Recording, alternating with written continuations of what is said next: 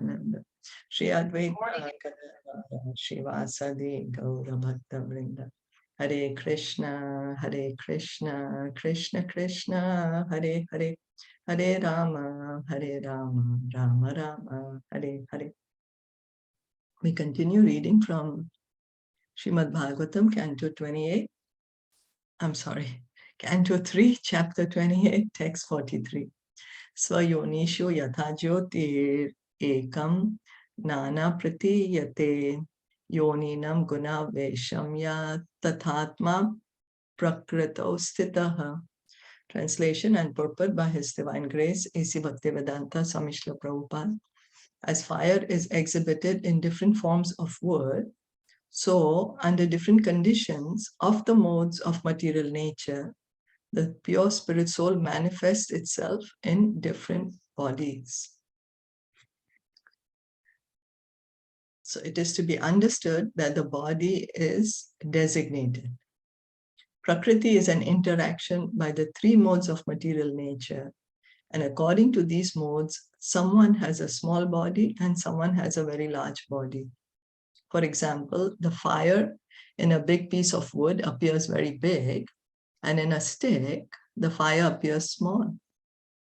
Actually, the quality of fire is the same everywhere, but the manifestation of material nature is such that according to the fuel, the fire appears bigger and smaller.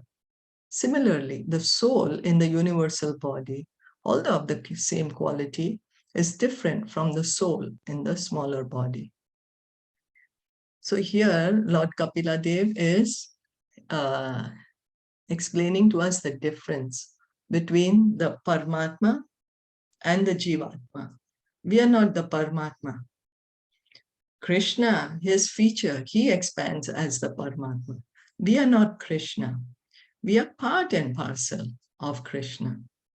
So the idea is that the fire, when you have a big log of wood, the fire which will come from there is very big. Whereas you have a small stick, the fire is going to be very small. Although the wood is the same and the fire is also the same, but the quantity is different. This is what we have to understand, that we are not God, but we are part and parcel of God. So this entire universal energy, the ultimate, it does not belong to us. We are not the ultimate of the universe. That is God, Krishna. He is the controller of the universe. We are tiny parts of God. This is what we have to understand. The small particles of soul are just like sparks of the larger soul. The greatest soul is the super soul, but the super soul is quantitatively different from the small soul. So somebody may say, okay, so we are all parts of the super soul. So now the super soul has expanded into many tiny, tiny souls. So the super soul does not exist anymore. What do you think? Like you take a big piece of paper and you tear it. And so now you have tiny, tiny bits of paper. So the big paper is not there anymore. And so is that applicable to the super soul also? What do you think? No, it's not. That's right. It's not. It's not. The super soul is not a piece of paper. A piece of paper is dead. It's not conscious. It's not living. Yeah. So God, we can't just throw away God and think he does not exist anymore and that we have all become God. God expanded into all of us. And so we have all become God and God does not exist anymore. No, we are all parts and parcel of God and God very much still exists. He still exists. The super soul is described in the Vedic literature as the supplier of all necessities of the smaller soul, Nityo Nityanam. So Katha Upanishad gives the position of God, of the super soul. Nityo Nityanam Chetanas Chetananam, that there are many eternals, but out of all these eternal, there is one eternal who's maintaining all other eternals. So God is maintaining each and every one of us. He's the one who's maintaining. One who understands this distinction between the super soul and the individual soul is above lamentation and is in a peaceful position. So we need to understand this. We need to understand that God is God. I'm not God. I'm a part and parcel of God. When the smaller soul thinks himself quantitatively as big as the larger soul, he is under the spell of Maya, for that is not his constitutional position. No one can become the greater soul simply by mental speculation. So now I may think, okay, I'm the soul, but I will do some meditation or I will do some kind of a process and I'm going to become the great soul. I'm going to become the ultimate soul.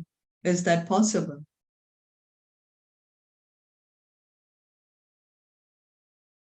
No, it will never become the great soul, the super soul can never become. That's right. Thank you. Yeah, we can never become the super soul. The super soul is always the super soul, and we are always parts and parcel of the super soul. That is our constitutional position. And we need to understand this. We are thinking, I can become God, I am God, and that is what Maya is all about. The smallness or greatness of different souls is described in the Varaha Puran as Swamsha Vibhinamsha. The Swamsha soul is the Supreme Personality of Godhead, and the Vibhinamsha souls, or small particles, are eternally small particles, as confirmed in Bhagavad Gita. Mamayvamso jiva loke jiva bhuta sanatana. So Varaha Purana is describing the position of the super soul and us, the jivatmas, the tiny souls. We are called the Vibhinamsha. Vibhinamsha, separated expansions, separated small particles. Vibhinamshas, we are the Vibhinamsha. And Swamsha, that's God himself. Swamsha, he himself. So in Bhagavad Gita, chapter 15, Krishna says that all living entities are my parts and parcels. Mamai vamsa jiva loke, jiva bhuta sanatanaha. He's saying that all the living entities are my parts and parcels. So Krishna is clearly giving us the knowledge in Bhagavad Gita. We simply have to receive it. We have to receive it. The small living entities are eternally part and parcel, and therefore it is not possible for them to be quantitatively as great as the super soul. So we may try to become the ultimate soul, the super soul. We may try, but we can never become it because we are eternally. It's eternal means forever and ever and ever, part and parcel of the super soul. We cannot change that. Eternal means something you can't change. It's just there, you know. It's not that we are going to stop existing also. No, can't, because we are eternal. Always going to exist, and always exist how? As part and parcel of God. This is what we need to understand. So reading on, Tasmad imam swam prakritim devim sat asat atmikam durvi bhavayam parabhavya swarupena vatishthate. Thus the yogi can be in the self-realized position after conquering the insurmountable spell of Maya, who presents herself as both the cause and effect of this material manifestation and is therefore very difficult to understand. It is stated in Bhagavad Gita that the spell of Maya, which covers the knowledge of the living entity, is unsurmountable. However, one who surrenders unto Krishna, the Supreme Personality of Godhead, can conquer this seemingly unsurmountable spell of Maya. So Krishna says, Devi hi esha gunamai mam maya duratyaya. Mam eva ye prapadyante mayam etam tarantite. He says this divine energy of mine is very difficult to overcome. He's saying she is divine because she belongs to Krishna. So she is divine. And he says she is very difficult to overcome. But one who surrenders unto me can very easily cross beyond it. So if at all we want liberation, if at all we want perfection, we just simply need to surrender to Krishna. My dear Krishna, please help me, please save me, please get me out of here. That's all. We just simply have to hear and chant. That is surrender. So here also it is stated that Devi Prakriti, or the external energy of the Supreme Lord, is Durvibhavaya, very difficult to understand and very difficult to conquer. One must, however, conquer this insurmountable spell of Maya, and this is possible by the grace of the Lord, when God reveals himself to the surrendered soul. So when we surrender to Krishna, Krishna says that as you surrender to me, I reveal myself to you. Mam eva ye prapadyante. Sorry, I can't recollect it. But anyway, he says that as you surrender to me, I reveal myself to you. So when we surrender to Krishna, he reveals the knowledge in our heart. He reveals his position, he reveals our position. He gives us this transcendental knowledge by which our ignorance can go away, that we can come out of Maya. So it all happens by the grace of the Lord. So we need to ask him for the grace, for his grace. Krishna's mercy is everywhere. We simply have to receive the mercy. And that is what is surrender. That because everyone is Krishna's children. So he's giving his mercy to everyone. We simply have to receive his mercy. Mamekam Sharanam Braja. Mam ekam sharanam braja. So surrender, right? Take Yes. refuge. Yes, that's right. Sarva dharmam parityaga. Yes, yes. Krishna is saying, you surrender to me. Mam ekam sharanam braja. Surrender to me only. Because we surrender here, surrender there, surrender everywhere. So Krishna is saying, you just surrender only to me, and I will deliver you. So we just have to have faith in Krishna, trust in Krishna. It is also stated here, Swarupena Vatishthate. Swarup means that one has to know that he's not the Supreme Soul, but rather part and parcel of the Supreme Soul.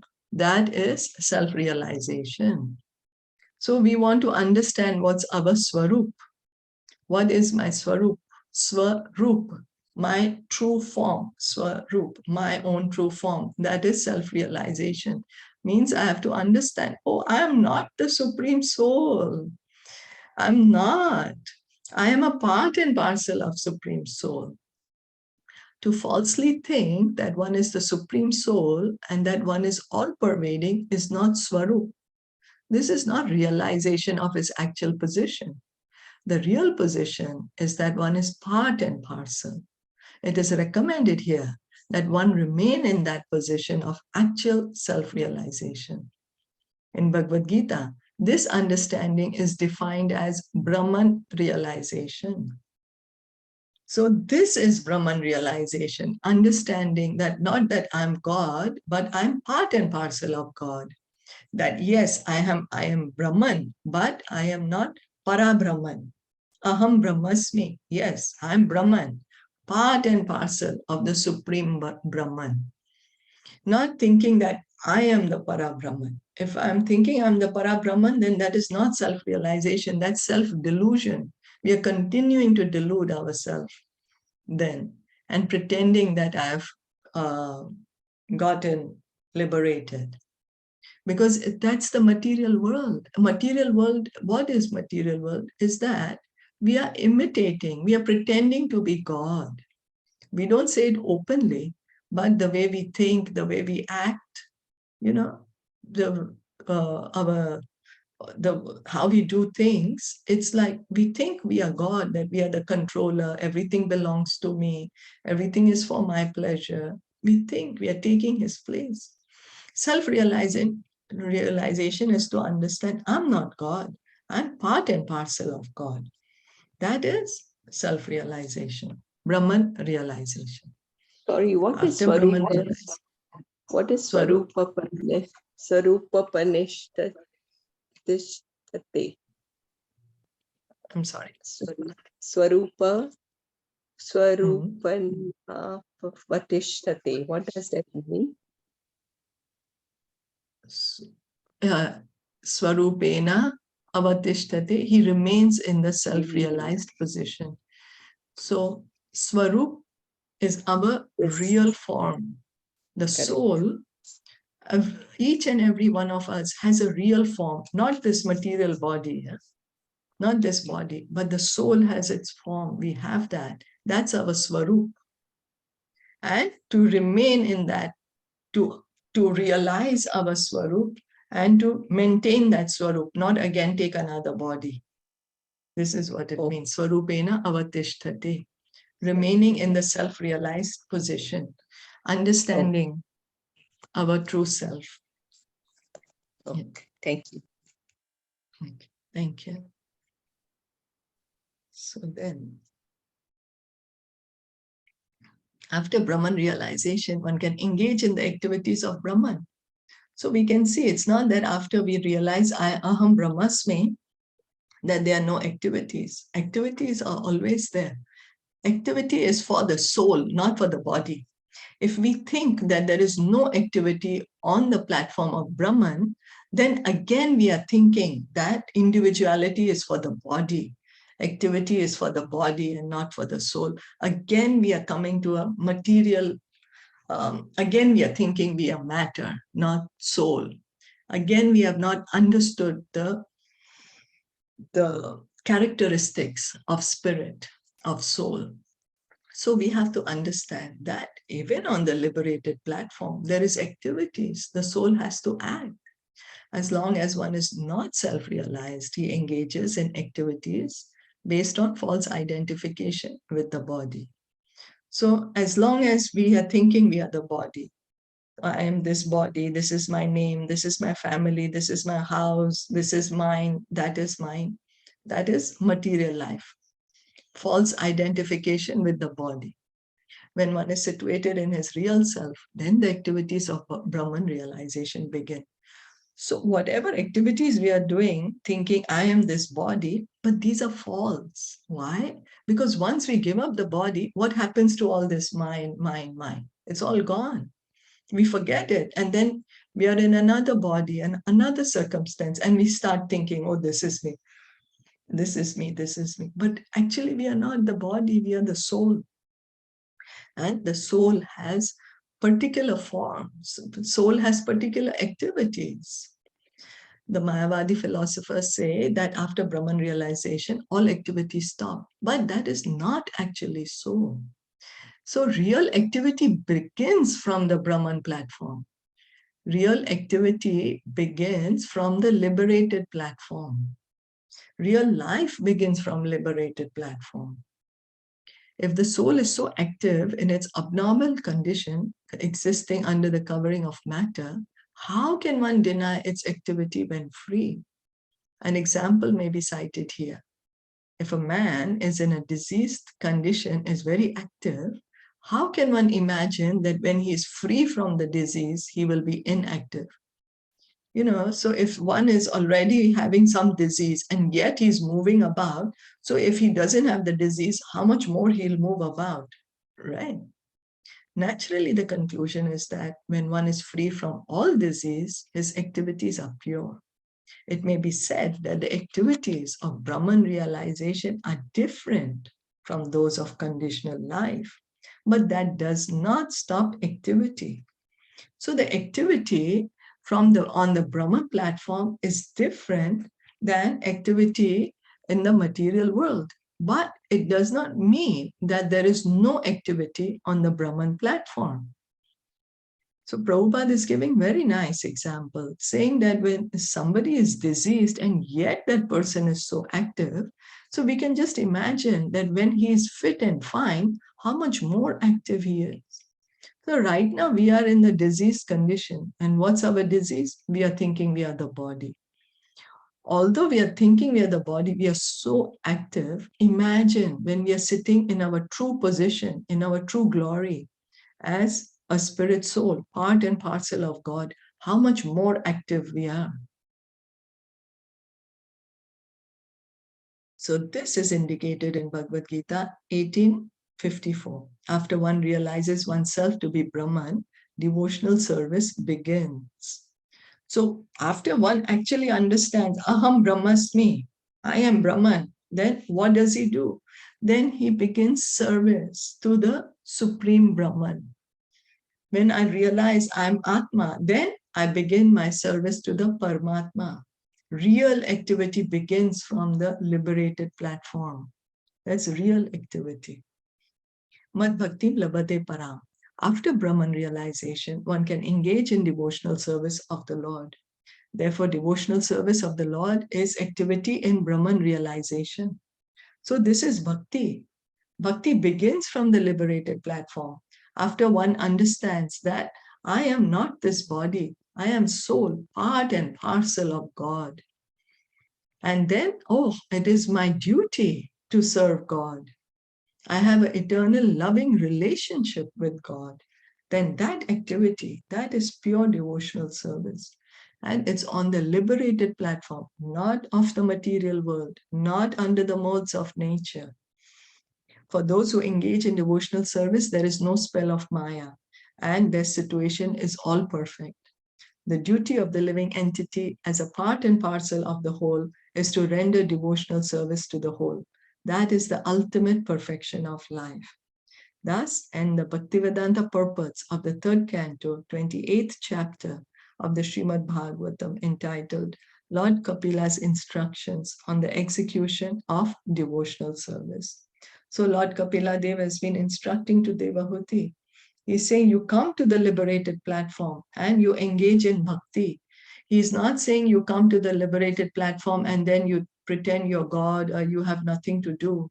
No, he's telling her. Of course, he was describing to her the Ashtanga Yoga process. But for Kali Yuga, we know the Ashtanga Yoga process is impractical. So what we are recommended to do is to hear and chant. Hearing and chanting about Krishna from Bhagavatam and Bhagavad Gita. And we can achieve the same result of liberation. And then from liberation begins real life. That is the beginning of real life. And this is the perfection of our human form of life. Is that okay?